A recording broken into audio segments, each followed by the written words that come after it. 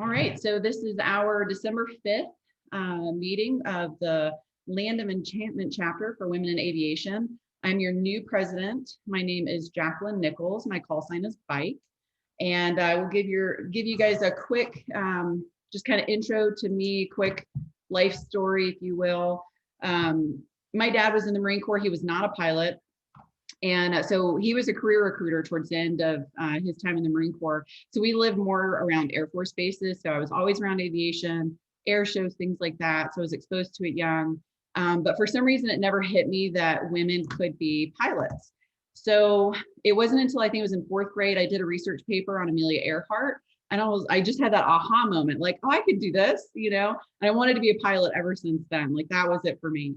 And, but then I was told that military pilots had to have perfect vision, and I had terrible vision. I wore glasses and, you know, got made fun of as a kid and all that stuff. So I was like, well, I guess I can't be, you know, a military pilot. So I kind of gave up on that dream, but it was always still there. So, you know, went to college, after college, still had the desire to fly. And I went ahead and started paying for flying lessons for myself. So I didn't major in anything aeronautical or engineering. I wish I would have. I majored in exercise science. I was a health and wellness director at a YMCA, and I was paid for lessons. And my instructor happened to be a Navy pilot who, first of all, he introduced me to women Air Force service pilots, which are phenomenal women. If you don't know about them, I would definitely look them up. And then he also told me that they started accepting laser eye surgery for the military. And I was a candidate for PRK. So I went ahead and paid for myself to get PRK. And it was great. First of all, best decision I ever made, best money I ever spent. And second, it allowed me to join the Marine Corps. I didn't join with an aviation contract. Most pilots do. I would have had to wait, since they only accept women into the officer corps once a year in the summer because there's so few of us. I would have had to wait a whole other year to get all my aviation paperwork and flight physical and all that done. I didn't have time. So I just joined the Marine Corps and basically took a 1 in 250 gamble, because they do have an aviation contract that you can get while in, it's called the basic school. It's one of the officer trainings that we do. And so I just got really, really lucky, and a lot of hard work. So I got that one competitive aviation contract that I had in my company of 250 people. So that started me on my path to aviation in the Marine Corps. Prior to that, I told you I took lessons. I never made it to my private pilot's license. I did solo. I did single engine stuff, and my instructor convinced me to fly gliders, which I absolutely loved, and I really want to get back into. They are the most fun thing in the world. They definitely make you a better pilot, so I highly suggest it. So whenever I joined the Marine Corps, I've flown everything from the T-34 Turbo Mentor. That's the first thing I trained on, and the TH-57. Bell Jet Ranger helicopter, because I wanted helicopters. I wanted to, Meryl, we were just talking about like the medevac thing.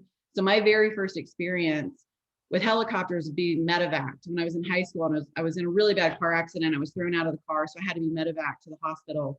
And I think something about that stayed with me, that helicopter experience. So whenever I joined the Marine Corps, I wanted that interaction with troops on the ground and rescuing, and just having a big, diverse profile of what I was capable of with my aircraft. So flew the TH-57 Bell Jet Ranger, and then the CH-53 Echo Super Stallion. Not sure if you're familiar with that. It's the biggest helicopter in the military. It's about half an inch short of a C-130. From tip to tip, it's almost 100 feet. So it's a huge helicopter. It can lift, I've lifted everything from 20-foot shipping containers, howitzers, Humvees. I've done aerial refueling. I did 2 deployments in the CH-53. I did one to Afghanistan, combat deployment. And then I did a deployment to Okinawa, where I got to fly in Thailand, Philippines, Japan, some pretty cool stuff. I got to fly in a volcano in the Philippines. That was probably the highlight. And then once I was done with my tour with the 53s, I was up for, in the Marine Corps, we call it a B billet. So do something else, be, a well-rounded officer. And so I was fortunate enough to be able to keep flying, and I transitioned to an aircraft called the UC-35 Delta, which everybody else calls the Cessna Citation Encore. The Marine Corps just took it put a UHF radio in it, put a little bit of survivability gear on it, and we transport pretty much anyone, but kind of the primary purpose is DV transport, colonels, generals, things like that. So that's what I do now. I got off active duty service August 1st, transitioned to the Marine Corps Reserve August 2nd. And so I fly the same aircraft, but I do it for VMR Andrews in Maryland. So living in New Mexico and drilling over there is a lot. But when I go, I usually go for a week or two at a time. So if you guys ever reach out to me and I'm kind of slow to respond, I might be drilling. And then the other thing is, now that I'm here in New Mexico, I don't actively fly here in New Mexico. I have a farm. So the other reason I may not get back to you right away is I might be taking care of an animal. So I've got horses, donkeys, ducks, goats, peacocks, all kinds of stuff. So that's my history. I know Jill from San Diego. I was in the San Diego chapter when I lived there. She moved here, I moved here. So we joked that I followed her here. She's an amazing person, super grateful that she started this chapter, and just really excited to meet you all. And I don't know, just learn more about you and grow the chapter and just see where we can take this. So without further ado, I'm going to turn this over to Jessie. Jessie, are you able to introduce our guest speaker? I can. I just want to do a check and make sure everybody can hear me because I am in my public space. Okay, perfect. So it is my pleasure to introduce you all to Colonel Michele Boyko. And I don't know her by Colonel, I know her by Michele. She's a friend of ours from here at Cutter Aviation, absolutely wonderful human being. But Michele has a very impressive resume, and I'm excited that she agreed to talk to us today. She is the United States Air Force Reserve Emergency Preparedness Liaison Officer based at Kirtland. She advises federal, state, and civil emergency preparedness, does all kinds of cool things. With that, she was in Puerto Rico after one of the hurricanes. She spent a lot of time there. We didn't get to see her little face for a while, and we really missed her. As well as holds a rating as navigator and served as a weapons system officer on the B-1B bomber. So without further ado for Michele, I'm going to give her the floor and let her tell you a little bit about what she'd like to speak to us today. All right, so is the mic working? Okay, cool. So hi, I am Colonel Mickey Boyko. I'm still getting used to saying Colonel versus Lieutenant Colonel. And Jessie's correct, she's absolutely marvelous. I came from the B1 community as a weapons system officer, WIZO, navigator, electronic warfare, whatever you want to call us. I'm also a local pilot. We actually keep our little Piper Comanche at Cutter. So that's where the connection to Jessie is on this kind of stuff. And bike, I had slides, but I don't need the slides. I can talk to the same topics, but if everybody wants to see slides, we're welcome. Is there any preference whether you want to see my cranium yabbering on the camera or actual slides? If you're good, Colonel, let's just stick with you talking. Okay, cool. Sorry, you have to look at me. Sucks to be you, but you'll deal with it. There are so many things we could have talked about, so I actually gave the chapter a list of things, and this is the one they chose, which is why I think being good at your job is really so much more than being any particular gender. So I want to kind of start that off with telling you where we're going to end up. And where we're going to end up is telling you why you're awesome and why you need to continue being awesome and how you're going to continue being awesome. But so that's where we're going to end up. We're going to start those with a thank you. So there are a couple of us on this telecon that are old enough to remember when ladies in aviation were really a new thing. There actually was a common understanding, and it wasn't nefarious. It wasn't that anybody went, we need to make sure that women are kept in their place. It was really just over centuries, we developed an assumption that a particular gender could not fill certain roles. Now we have to accept that there are certain biological facts that on average, men have the capacity to become stronger than ladies. I mean, we have Olympics and trainers that tell us those kind of things. But if you take a look at it, the actual differences from person to person are much greater than gender to gender. And this was something that the ladies ahead of us, and it's really 20, 40, even 50 years ago. And Bryke is right. I actually got to do a flyover for one of the WASP, the Women's Air Service Pilots, memorial dedications in Sweetwater. It was totally epic because afterwards we got to meet these ladies, and they were the stories. If you get a chance to talk to an old aviator, I don't care what their gender is, grab a cup of coffee, buy them a cup of coffee, and sit and listen, because they are worth fighting for. So beautiful. So in the face of that, we had some very brave ladies and some incredible men who took it upon themselves to try to prove that there really wasn't a big deal with gender, that aviation in itself doesn't require that Herculean, I'm going to win the world weightlifting competition kind of capabilities. But the brain capabilities were extremely similar. That the responsiveness, that the ability to be able to assess situations on the fly, literally, and make calls that could be life or death in aviation, could be handled by either gender. And so it was up to them to really prove that was a possibility.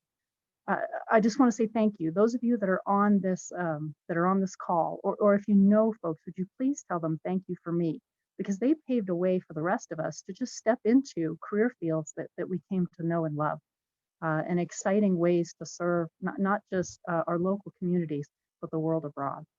So thank you. I just want to say that you made a difference, and that the rest of us, the generation to follow and the generations to follow us, will try to pick up that torch and carry on. So thank you for the Pathfinders. Now we've hit the transition, or really more, about 10 to 20 years ago, we started hitting that transition. So the professional generation before us had a challenging time. They had to make a splash, but now we've kind of moved on. So they left us at past. They need us to demonstrate that they were right. And so while occasionally I will see ladies, as well as men, but ladies in particular, continue to bring up, hey, I'm different, so you need to treat me special. That's not what our Pathfinders intended for us. Our Pathfinders intended for us to be able to come up, to step into a team, and to prove that we could be part of that team. Because that's really what the whole thing was all about, to prove that we had an opportunity to be equal. If you really want to make a splash, there are career fields out there where women still are, they still face that barrier.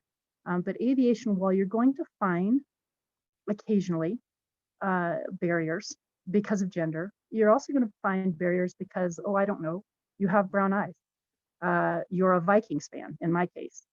All of the Green Bay Packers fans love to keep us, in our place. I mean, so you kind of get the idea. Anytime I go and face the F-16 guys, they will bring up, you bomber guys. Well, actually, I've got my niche, my capabilities, guys. So please, don't look down on me. Don't treat me different because of that. But if you do, I'm not gonna get all up in a tizzy about it. I'm gonna go, whatever, I got a life, you got a life, we'll do the best we can.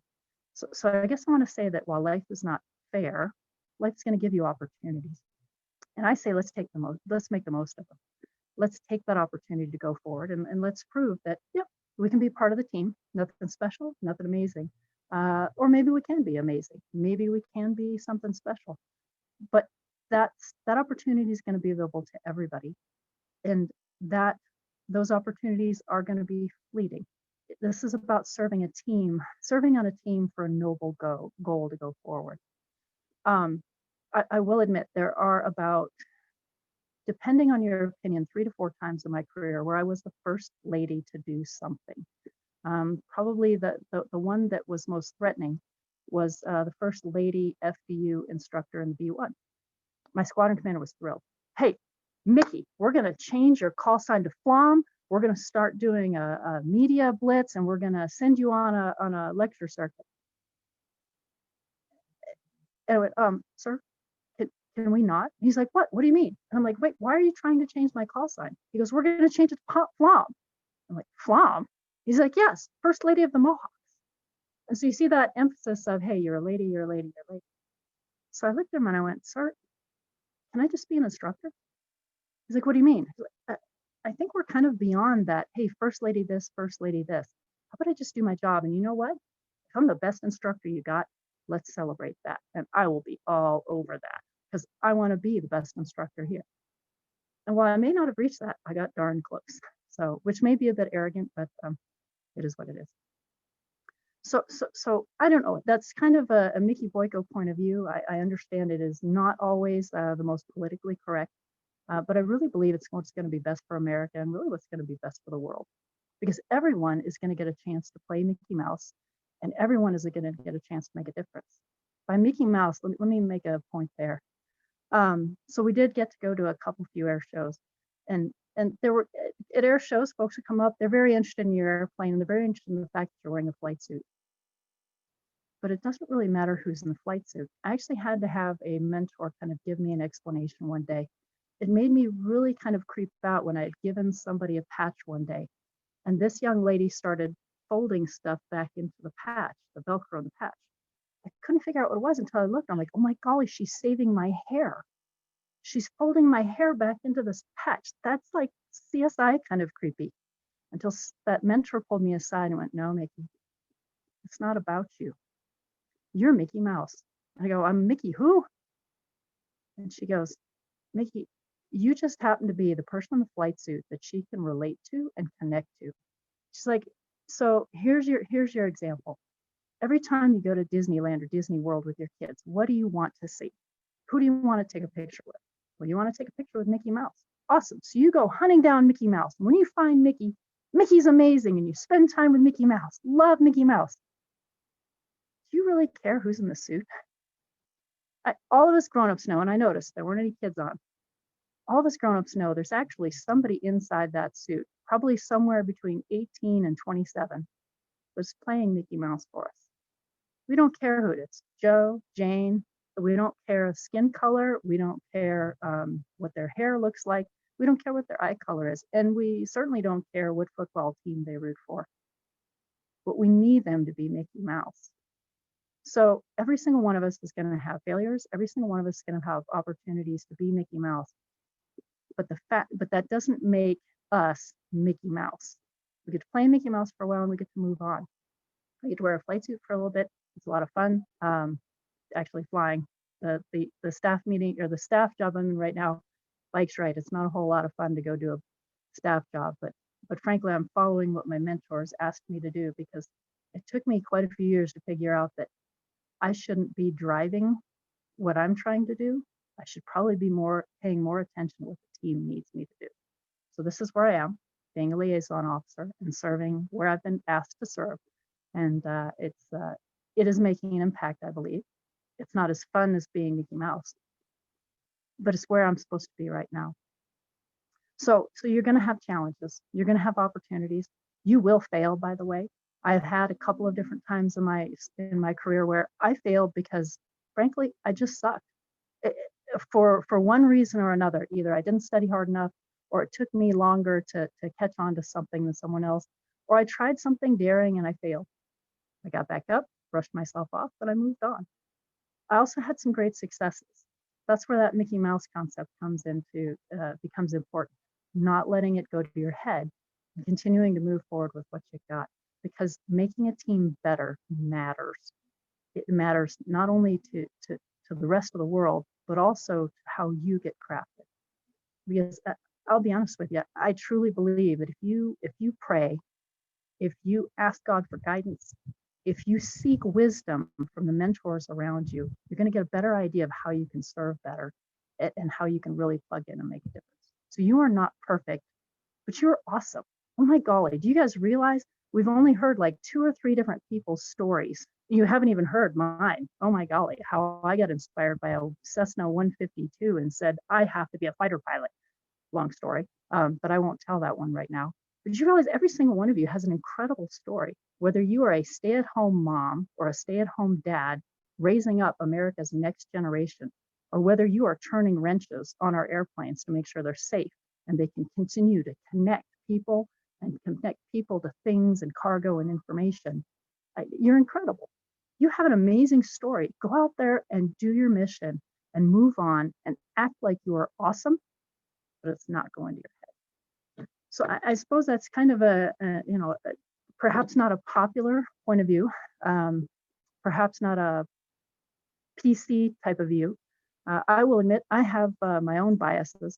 I think all y'all that fly helicopters are just nuts. But hey, I'm a fixed winger. It's one of my biases. It's who I am. And I thank you kindly for coming and getting my butt when I jump out of an airplane or when I need medical care. I have played survivor for the PJs. I did learn the hard way.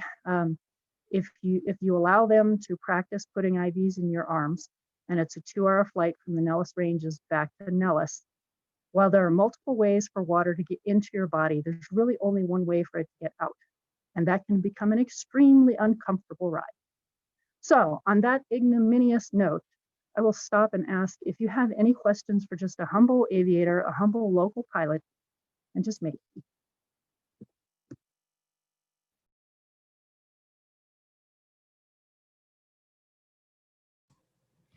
And if anybody wants to ask her questions about aviation safety, how investigations are conducted, she is also an expert at that. So any questions anybody has, just unmute yourself and go for it. Oh, this is Raul. I have a question about your role in terms of being a liaison for emergency and disaster services. I've been very involved in that for the last 30, 40 years on the general aviation side of things, organizing GA pilots to be available, mostly working through volunteer pilot groups like the Angel Flights, Lifeline Pilots, Civil Air Patrol, Young Eagles, so on and so forth. And over the years, we've increasingly been involved in this. We have some problems. We had so darn many pilots who were not connected with groups go running out to the Bahamas. It created a bit of a rush out there. You probably remember it very well. We're working on solving those kind of problems, as well as being able to conduct operations during the time of this virus, and getting virus test kits and things like that out to the reservations and so on and so forth. You are now the liaison for the region or for this state that you're going to be working with in terms of working with emergency management and the resources that you represent. So I'm so glad you asked, actually, and we are definitely going to have to connect after this. So I am just one of your DoD liaisons from the federal services to the state to advise and assist during, in requests during times of disaster. You are correct. We have been very busy during the pandemic, more in advising. But what I'd like to do maybe is actually talk more about some ways that I think you have an opportunity to plug in than anything I can do for you. So you are correct. Civil Air Patrol actually just got their extension for another 30 days starting in January. That request, I believe, just got approved in the last couple of days. So Civil Air Patrol will continue flying testing supplies and stuff around the state. Big fan of the Civil Air Patrol guys. I've given a couple of safety briefings to them. Love doing Young Eagles flights. It's a hoot and a holler. I've flown 25 kids so far. Although it's been a little bit more of a challenge with the whole, fingerprinting background, stuff like that. Thank you for what you're doing with Young Eagles. It is a fabulous opportunity to inspire the next generation. As for the other pilots and pieces, are you familiar with the Voluntary Organizations Active in Disaster Coordinator at the state EOC? Not this particular state. I've worked with the national VOAD. Okay, well then let's get you connected with the local VOAD because one of the things that just kind of a personal observation is I think we could be better at helping. As you mentioned, there's a lot of folks that want to do something. And one of the challenges in this pandemic has been people wanting to do something, but our general leadership attitude has been just sit still and let people do things for you. And really, probably the better answer is, hey, how about we allow people who can and are willing to help? Let's connect them to that network, to that leadership and structure that is going to enable them to really make a difference and plug in effectively with other capabilities. So I would love to connect you with a VOAD coordinator, sir.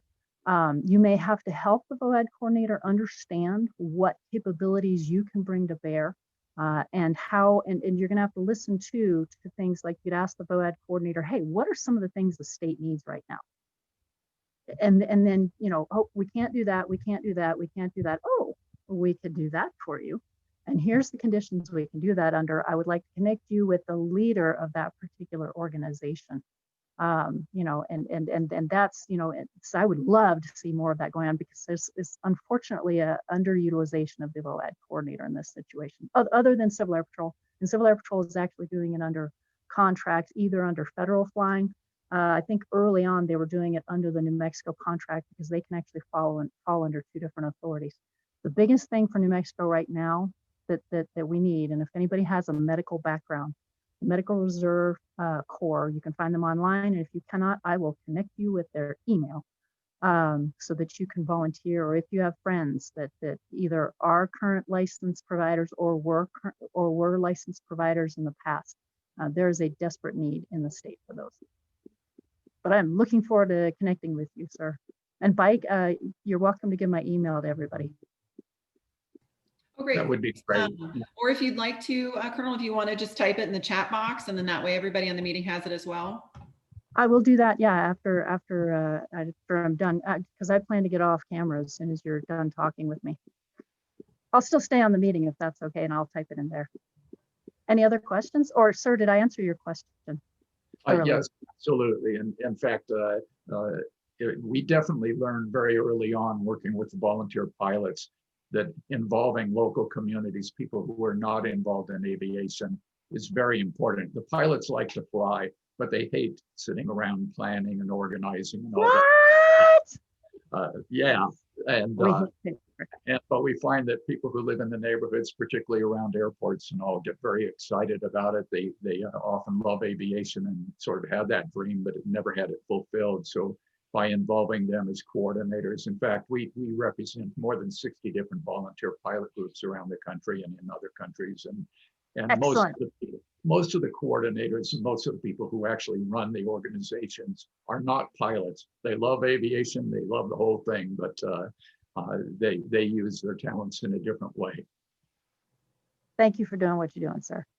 Thank you. Anyone else?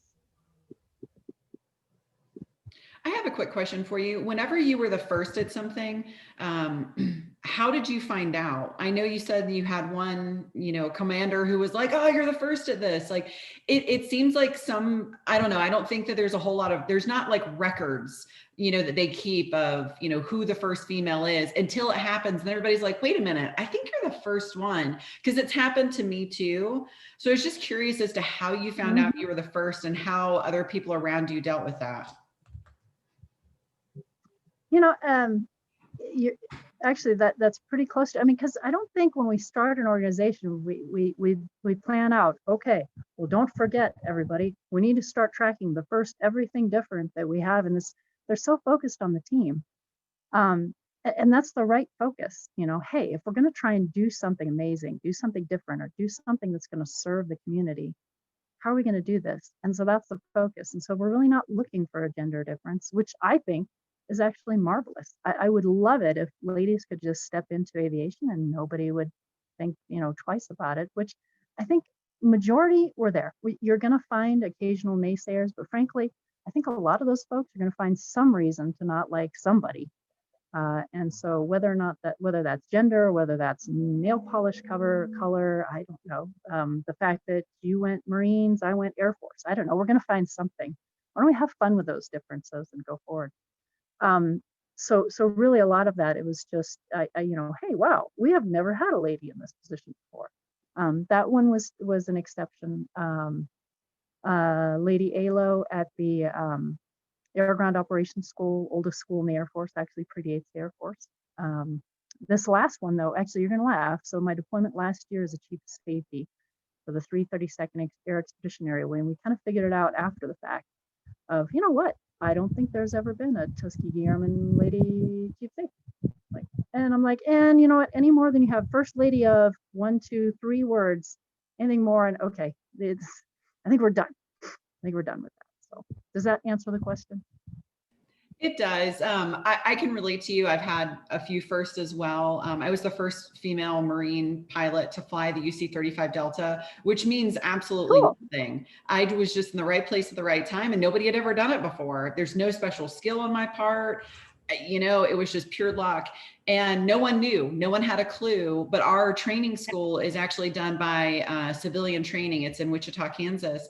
And so I went there, and the only reason I ever found out, because I never gave a second thought, was one of the civilian instructors is a retired Marine. And one day he pulled me aside. He's like, "You're a Marine pilot, aren't you?" I'm like, "Yeah." He's like, "You're flying the..."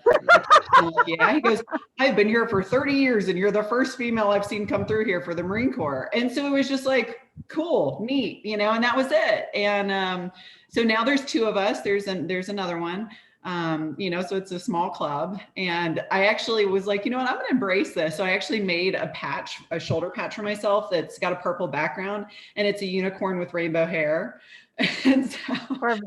you know, so it's, you know, everybody, Perfect. it's funny. They're always like, what's the unicorn patch all about? You know, so I tell them and they just kind of laugh at me, but it's not a big deal. Like you said, it's very normal, I think, for women now to step into these roles and it not be a big deal, it not be a celebration, it not be, which it is a celebration of sorts. But I think the celebration is the fact that we're stepping into it normally. It's not, you know, a big deal. It's, you know, we don't need press coverage. We don't need the news to run an article. We're just doing the job that we're capable of doing. We're just the best person suited for the job at the time. And we're happy to encourage both boys and girls to step into aviation, not because of a gender, but because we love aviation. We love flying. We love working on airplanes. I'm so excited that there's an A&P on this meeting, because I'm like, oh my golly, one of the best weeks of my life I've ever had was when I took a week off of work and I did an owner-assisted annual on my own plane. It was heaven. Absolutely wonderful. Spent an entire week in the hangar just working on airplanes. And if we weren't working on mine, we're working on other ones. So A&P, you rock. Are there any other questions? I do see one comment from Gina. She said it's crazy that it's 2020 and we still have women doing things that we haven't done yet. And she's right. I mean, it is pretty crazy that we're hitting 2020 and that we're still having firsts. You know, it is pretty incredible. But the fact that we're having fewer firsts, I think, and that we're finding first in little niche populations like mine, like the UC-35, I think we have like 12 aircraft in the whole Marine Corps. There's very few of us. So it's, you know, the fact that we're finding our ways into these tiny little pockets now, I think that says something. Yep. And doing it well is a heck of a lot more important than doing it first. Just my 2 cents. Any other questions for Colonel Boyko? If not, we're going to let her go. We're not going to make her stick around for our member chapter stuff. It looks like Audine might have something. I do have a question. My first passion was always to become a pilot. So started on that path many, many years ago. And my father had a light airplane, Navion, which was actually an Air Force trainer way back in the 40s. So that's where my passion for aviation began. But I was just curious what you fly now. When you say you're a local pilot, what are you flying? Yes, ma'am. I just have a little Piper Comanche over at Qatar. Jesse and the crew take very, very good care of me. So wait a minute, but let's turn this back around. How about we start your pilot training? Well, Why not? That's an expensive hobby. It is, but let's do this. I've got an instructor who can fly my Comanche. I know right now with flight schools, it's kind of hard with the whole, you know, what can you train, what can you not? But if we don't charge you, we could just get, I don't know, 5 to 10 hours under your belt. Now, I will admit, the Comanche is not the best airplane to start learning in, but hey, it's better than nothing. So let's get you started. Jiminy Christmas, America needs more pilots. Well, I've thought about that. Think about a flying A&P. Who's going to know airplanes better? That would be cool. If I remember correctly, there's scholarships and people out there that will try to help you learn how to fly. Granted, they're typically aimed at the folks that are below our age, but why not look into it? Heck, I mean, maybe this is the next greatest step that's going to lead you to the mission that God intends for you. Maybe this is something that is meant for you to be done. Wow, that would be really awesome. Think about it, pray about it. I don't know. It's, if that was your dream from the beginning, why not take a look at whether or not it's still supposed to be your dream? Here's a tip for you, and that is that all the various volunteer pilots have these pilots, and a lot of times they're flying patients for care or veterans for their appointments or dogs to rescue shelters, so on and so forth. And a lot of times they're flying alone. They have these people in the back seat and all, and can use some help. So you can go to these groups and volunteer to be a right seater and get an incredible variety of flying experiences. And generally speaking, the pilots are going to turn it over to you half the time and just enjoy seeing you, learning a bit about flying and everything. And you can help in terms of dealing with the patients and the paperwork and all that kind of stuff as well. So that's one way to get free flight time. And I am an expert in terms of having learned to fly for practically nothing many, many years ago in a club. And so clubs are another great way to get in and learn to fly really inexpensively. There are several clubs around the state. There's one at Double Eagle. So look into that as well. But I would encourage you. I learned to fly at age 30 and it ended up being a 40-year passion. And it's never too late. A woman I know who was on my board for the Air Care Alliance, a very celebrated, wonderful woman, she learned to fly at 50. She told herself she wanted to learn to fly, and finally it became, with all the distractions of family and college and all that. So she finally swore to herself, when my last daughter finishes college, I'm going to learn to fly. And on graduation day, she went to a GA airport nearby, took her first flight lesson. And long story short, she became the founder and leader of one of the largest volunteer pilots in the country. Flying patients and doing all kinds of wonderful work, and was a wonderful board member in our organization.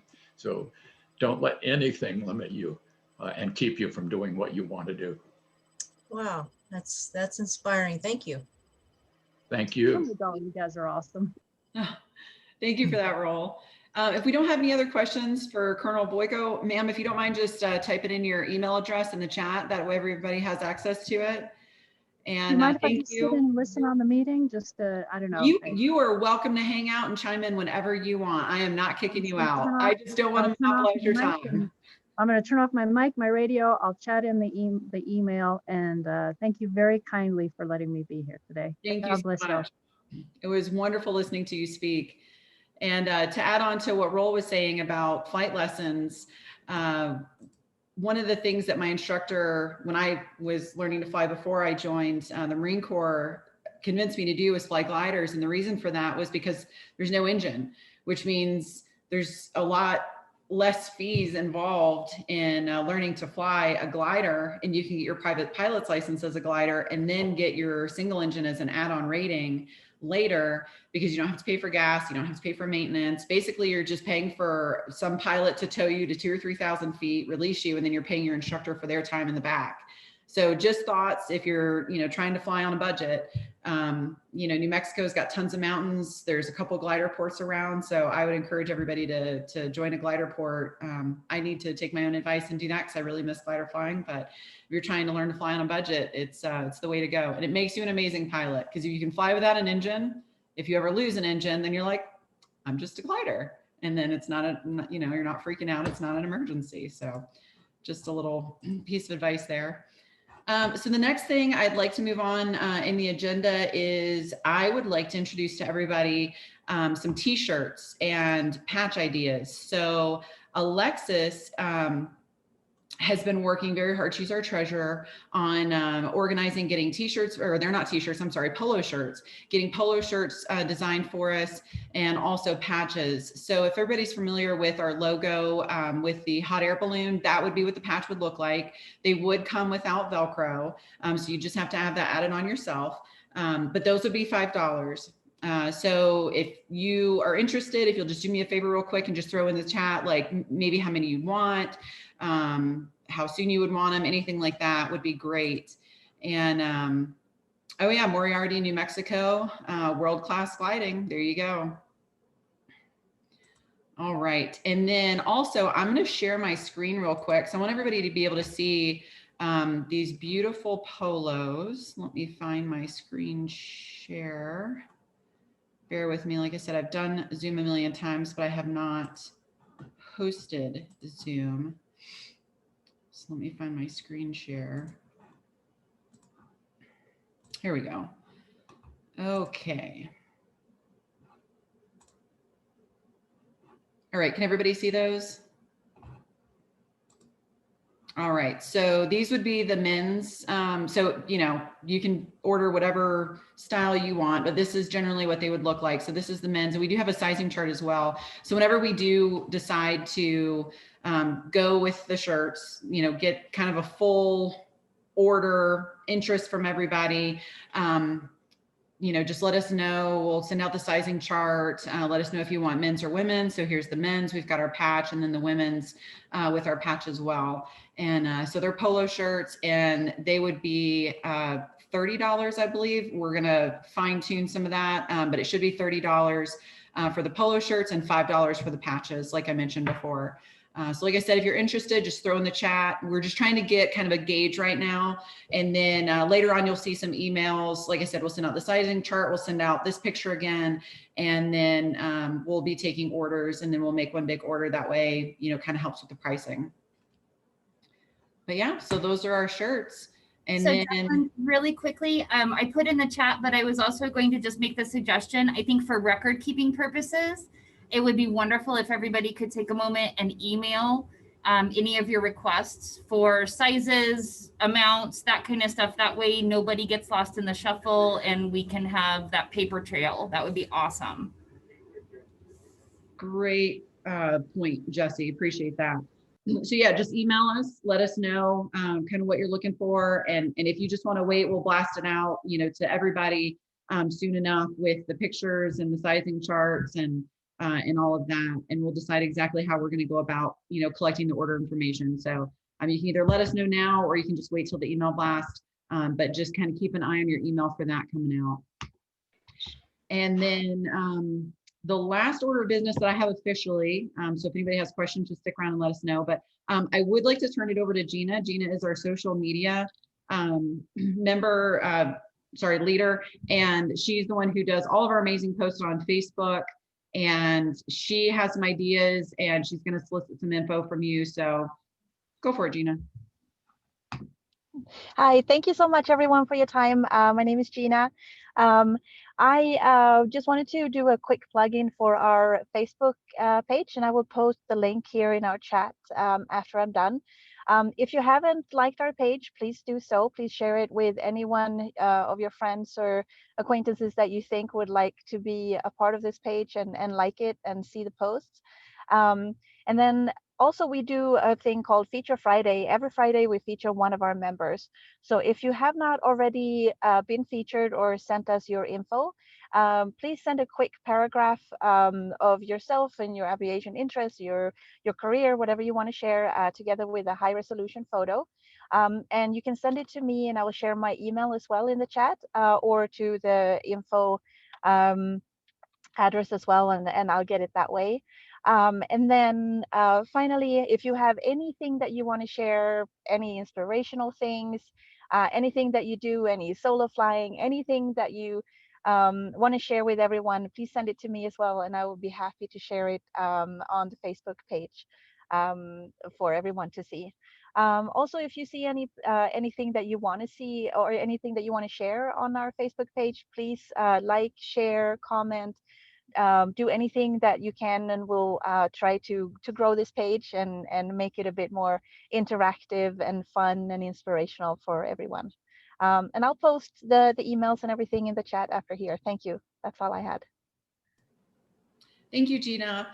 And what I'd love to see with our Facebook page, Gina and I have talked about this, we want to see more member stuff. So if you guys have a solo flight, if you just got your PPL, if you just got an upgrade, if you are at an airport and you see a really cool plane flying in, take a picture of it and send it to us. We'll post it for you. So just send us any and everything that you have that you find exciting, because we probably will too, because we're all aviation nerds here. So send it to us, send it to Gina, and we will get that posted for you. Because like she said, we want this to be more interactive, and we want our members to really enjoy our Facebook page and for everybody to benefit from it. So whatever you have, just send our way, share, like, invite people, do whatever you want. And that way we can get more people and more fun content to add to our Facebook page. So I don't have anything else for the agenda. Does anybody have questions, comments, concerns, anything that they'd like to bring up?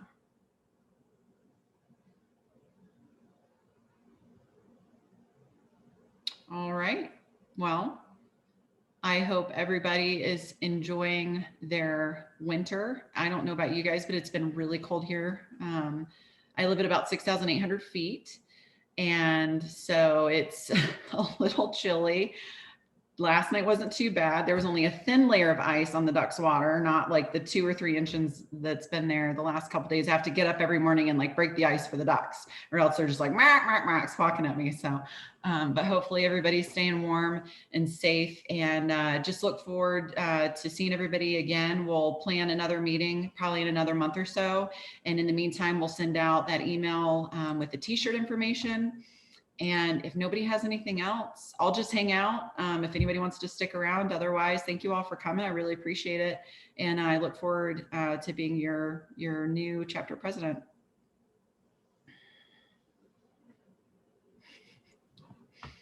Congratulations. Thank you.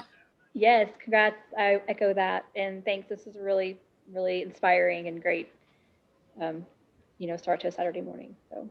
Yeah, and if you guys ever have recommendations for speakers, if you know someone, please, by all means, send us an email with their information.